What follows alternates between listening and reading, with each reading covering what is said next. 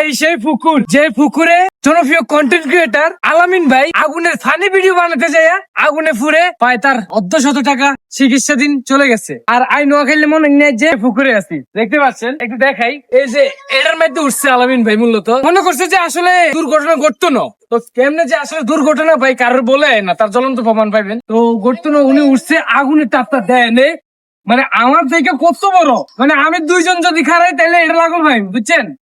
তো দেখেন আগুন কি তাপ, এ পরিমাণ তাপ হয়েছে। এটা একটা মাথা ছিল, এই মাথা হয়তো বাইন গেলাইছে, কেলা গ্যাস দিয়ে মনে হয় আরেকটা ফানি ভিডিও বানাইছিল। এটা উড়ে যাবে না, এটা উঠছে কেমনে জানি না, কেন উঠছে। পানি ছিল আর ওই সিঁড়ি ছিল, সিঁড়ি দিয়ে সঙ্গে ভাই উঠছে। তো দেখতে পাচ্ছেন এই সে পুকুর।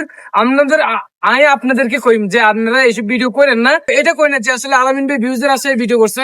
জাস্ট আমরা যারা ভিডিও করি ভাই, এরা একটু মানুষদের বিনোদন দেওয়ার লাগে এইসব ভিডিও করি, যে আসলে আমি একটা ভিডিও করলে বিনোদন পাইলো, যা মানুষ খুশি হলো, ফ্যান ফলোয়ার বাড়লো। ভিডিওটা বেশি করে শেয়ার করে দিবেন, আর কেউ এই আগুনের ভিডিও করবেন না, এটা আপনাদের কয়ে দিছি। আইন নোয়াখালী যতই শতানি বদমাশি করি না কেন, দিন শেষে ভালো কিছুই করি, তবে এই শতানি বদমাশি আগুনের ভিডিও কখনো করি নাই।